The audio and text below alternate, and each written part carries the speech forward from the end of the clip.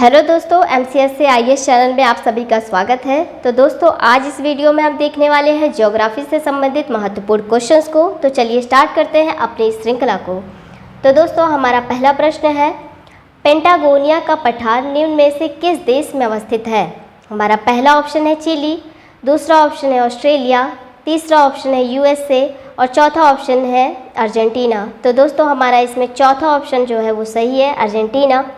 देखते हैं अगले प्रश्न को। हमारा अगला प्रश्न है, यूरोप में स्थित काकेशस पर्वत की सर्वोच्च चोटी कौन सी है? पहला ऑप्शन है माउंट ब्लैक, दूसरा ऑप्शन है माउंट कोसिस्को, तीसरा ऑप्शन है माउंट एकांकागुआ, चौथा ऑप्शन है माउंट एल्ब्रूस। तो दोस्तों, हमारा इसमें चौथा ऑप्शन जो है वो सही है, माउंट एल्ब्रूस।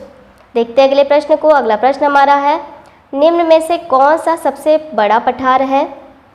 हमारा पहला ऑप्शन है कोकोनीनो, दूसरा ऑप्शन है एक्वेरियस, तीसरा ऑप्शन है तिब्बत और चौथा ऑप्शन है कोलंबिया। तो दोस्तों, इसमें हमारा तीसरा ऑप्शन जो है वो सही है, तिब्बत।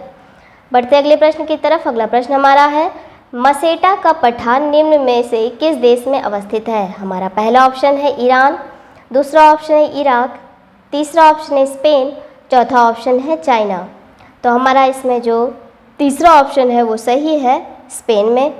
बढ़ते हैं अगले प्रश्न की तरफ। अगला प्रश्न हमारा है, इनमें से किस महाद्वीप में सवाना घास के मैदान नहीं है? हमारा पहला ऑप्शन है अफ्रीका, दूसरा ऑप्शन है यूरोप, तीसरा ऑप्शन है अमेरिका, चौथा ऑप्शन है ऑस्ट्रेलिया। तो दोस्तों, इसमें हमारा दूसरा ऑप्शन जो है ये सही है। बढ़ते हैं अगले प्रश्न की तरफ। अगला प्रश्न हमारा है, कजाइल कुम रेगिस्तान स्थित है? हमारा पहला ऑप्शन है सऊदी अरब, दूसरा ऑप्शन है उज्बेकिस्तान, तीसरा ऑप्शन है अफगानिस्तान, चौथा ऑप्शन है बी और सी दोनों। तो दोस्तों, इसमें हमारा दूसरा ऑप्शन जो है वो सही है, उज्बेकिस्तान। देखते हैं अगले प्रश्न को। अगला प्रश्न हमारा है, निम्नलिखित में से कौन सा देश आंशिक या पूर्ण रूप से सहारा रेगिस्तान में नहीं आता है? हमारा पहला ऑप्शन है अल्जीरिया, दूसरा ऑप्शन है लीबिया, तीसरा ऑप्शन है नाइजीरिया, चौथा ऑप्शन है मिस्र। तो दोस्तों, हमारा इसमें जो तीसरा ऑप्शन है वो सही नहीं है, नाइजीरिया। बढ़ते हैं अगले प्रश्न की तरफ। अगला प्रश्न है हमारा, दुनिया के सबसे बड़े रेगिस्तानों में से एक थार रेगिस्तान भारत में कहाँ स्थित है? हमारा पहला ऑप्शन है चांदीपुर उड़ीसा में, दूसरा ऑप्शन है वेबाराम्यम तमिलनाडु में, तीसरा ऑप्शन है जैसलमेर राजस्थान में और चौथा ऑप्शन है कच्छ गुजरात में। तो दोस्तों, इसमें हमारा जो तीसरा ऑप्शन है वो सही है, जैसलमेर राजस्थान में। देखते हैं अगले प्रश्न को। अगला प्रश्न है, तनामी रेगिस्तान निम्नलिखित में से किस देश में अवस्थित है? हमारा पहला ऑप्शन है चीन, दूसरा ऑप्शन है ऑस्ट्रेलिया, तीसरा ऑप्शन है दक्षिण अफ्रीका और चौथा ऑप्शन है भारत। तो दोस्तों, इसमें हमारा जो सही आंसर है वो है दूसरा ऑप्शन, ऑस्ट्रेलिया में। बढ़ते हैं अगले प्रश्न की तरफ। हमारा अगला प्रश्न है, प्रेरी घास का मैदान कहाँ स्थित है?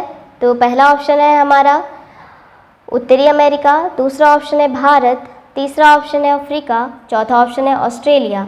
तो दोस्तों, इसमें हमारा पहला ऑप्शन जो है वो सही है, उत्तरी अमेरिका।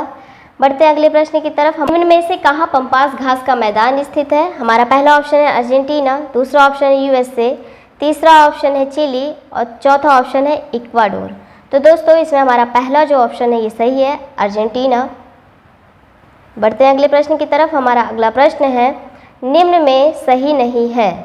हमारा पहला ऑप्शन है सोनोरन मरुस्थल, इसके सामने दे रहा है यूएसए, दूसरा है तकलामकान मरुस्थल, इसके सामने दे रहा है चीन, तीसरा है काराकुम मरुस्थल, इसके सामने दे रहा है तुर्कमेनिस्तान, चौथा ऑप्शन है गिब्सन मरुस्थल, इसके सामने दे रहा है ब्राज़ील। तो दोस्तों, इसमें हमारा चौथा ऑप्शन जो है ये सही नहीं है। बढ़ते हैं अगले प्रश्न की तरफ। अगला प्रश्न हमारा है, काराकुम मरुस्थल किस देश में अवस्थित है? तो हमारा पहला ऑप्शन है कजाकिस्तान, दूसरा ऑप्शन है तजाकिस्तान, तीसरा ऑप्शन है किर्गिस्तान, चौथा ऑप्शन है तुर्कमेनिस्तान। तो दोस्तों, इसमें हमारा चौथा जो ऑप्शन है ये सही है, तुर्कमेनिस्तान। देखते हैं अगले प्रश्न को। अगला प्रश्न हमारा है, वायुमंडल की कौन सी परत रेडियो तरंगों को पृथ्वी की सतह पर वापस परावर्तित करती है? हमारा पहला ऑप्शन है आयन मंडल, दूसरा ऑप्शन है ओजोन परत, तीसरा ऑप्शन है सप्ताह मंडल और चौथा ऑप्शन है हमारा क्षोभ मंडल। तो दोस्तों, इसमें हमारा जो पहला ऑप्शन है वो सही है, आयन मंडल। देखते हैं अगले प्रश्न को। हमारा अगला प्रश्न है, ओजोन गैस वायुमंडल के किस परत में पाई जाती है? तो हमारा पहला ऑप्शन है बाह्यमंडल, दूसरा ऑप्शन है क्षोभ मंडल, तीसरा ऑप्शन है आयन मंडल और चौथा ऑप्शन है समताप मंडल। तो दोस्तों इसमें हमारा चौथा जो ऑप्शन है ये सही है, समताप मंडल। बढ़ते हैं अगले प्रश्न की तरफ। अगला प्रश्न हमारा है, समस्त मौसमी घटनाएं वायुमंडल के किस परत में संपन्न होती हैं?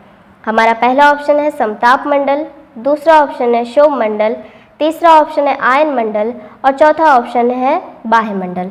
तो दोस्तों इसमें ऑप्शन बी जो है हमारा सही है, क्षोभ मंडल में। देखते हैं अगले प्रश्न को। अगला प्रश्न हमारा है, वायुमंडल की सबसे निचली परत कौन सी है? हमारा पहला ऑप्शन है आयन मंडल, दूसरा ऑप्शन है समताप मंडल, तीसरा ऑप्शन है क्षोभ मंडल और चौथा ऑप्शन है बाह्यमंडल।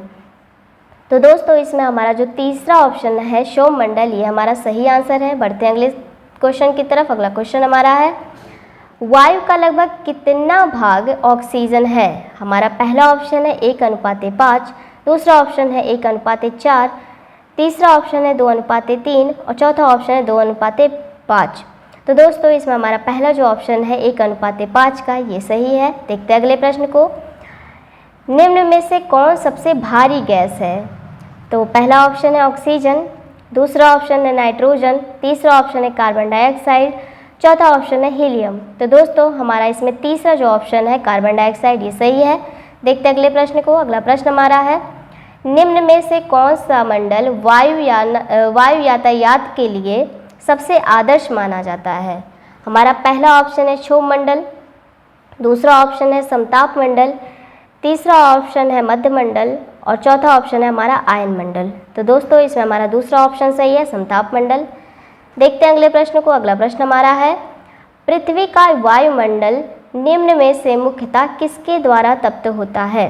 हमारा पहला ऑप्शन है लघु तरंग सौर विकिरण के द्वारा, दूसरा ऑप्शन है प्राकीर्ण सौर विकिरण के द्वारा, तीसरा ऑप्शन है परावर्तित सौर विकिरण के द्वारा और चौथा ऑप्शन है दीर्घ तरंग स्थलीय विकिरण के द्वारा। दोस्तों इसमें हमारा जो चौथा ऑप्शन है ये सही है, दीर्घ तरंग स्थलीय विकिरण के द्वारा। देखते हैं अगले प्रश्न को। अगला प्रश्न हमारा है, विश्व का सबसे न्यूनतम तापमान कहाँ दर्ज किया गया है? हमारा पहला ऑप्शन है रूस, दूसरा ऑप्शन है कनाडा, तीसरा ऑप्शन है डेनमार्क, चौथा ऑप्शन है अंटार्कटिका। तो दोस्तों इसमें हमारा चौथा ऑप्शन जो है अंटार्कटिका ये सही है। बढ़ते हैं अगले प्रश्न की तरफ। अगला प्रश्न हमारा है, डोलड्रम क्षेत्र पृथ्वी तल पर कितने अक्षांशों के मध्य स्थित है? हमारा पहला ऑप्शन है 10 डिग्री उत्तर से लेकर 10 डिग्री दक्षिणी अक्षांश के मध्य, दूसरा ऑप्शन है 5 डिग्री उत्तर से 5 डिग्री दक्षिण में, तीसरा ऑप्शन है 20 डिग्री उत्तर से 20 डिग्री दक्षिण अक्षांश में, चौथा ऑप्शन है 15 डिग्री उत्तर से 15 डिग्री दक्षिण अक्षांश में। तो इसमें हमारा दूसरा ऑप्शन जो है ये सही है, 5 डिग्री उत्तर से 5 डिग्री दक्षिण अक्षांश के मध्य। देखते हैं अगले प्रश्न को।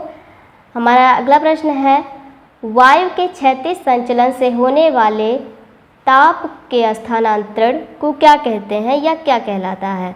हमारा पहला ऑप्शन है विकिरण, दूसरा ऑप्शन है संवहन, तीसरा ऑप्शन है चालन और चौथा ऑप्शन है अभिवहन। तो दोस्तों इसमें हमारा जो चौथा ऑप्शन है ये सही है, अभिवहन। देखते हैं अगले प्रश्न को। अगला प्रश्न हमारा है, विश्व का सर्वाधिक तापमान किस देश में अंकित किया गया है? हमारा पहला ऑप्शन है न्यूजीलैंड, दूसरा ऑप्शन है दक्षिण अफ्रीका, तीसरा ऑप्शन है लीबिया और चौथा ऑप्शन है पाकिस्तान। तो दोस्तों हमारा इसमें तीसरा ऑप्शन है वो सही है, लीबिया में। देखते हैं अगले प्रश्न को। बैरोमीटर के पठन में तेजी से गिरावट किसका संकेत होता है? हमारा पहला ऑप्शन है साफ मौसम का, दूसरा ऑप्शन है तूफान का, तीसरा ऑप्शन है वर्षा का, चौथा ऑप्शन है प्रतिचक्रवात का। तो दोस्तों इसमें हमारा जो दूसरा ऑप्शन है ये सही है, तूफान का।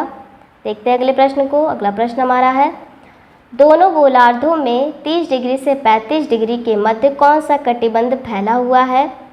हमारा पहला ऑप्शन है भूमध्य रेखीय, दूसरा ऑप्शन है उपोष्ण उच्च, तीसरा ऑप्शन है शीतोष्ण, चौथा ऑप्शन है शीत।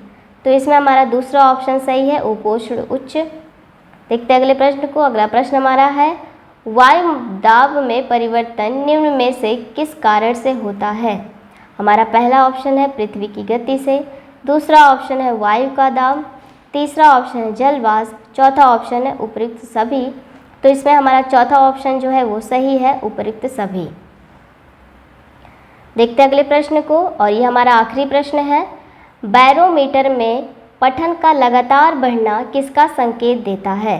हमारा पहला ऑप्शन है साफ मौसम का, दूसरा ऑप्शन है प्रतिचक्रवात का, तीसरा ऑप्शन है ए और बी दोनों, और चौथा ऑप्शन है वर्षा का। तो दोस्तों इसमें हमारा तीसरा ऑप्शन सही है, वो है ए और बी दोनों।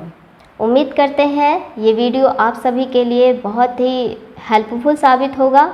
मिलते हैं अगली वीडियो में, तब तक के लिए धन्यवाद।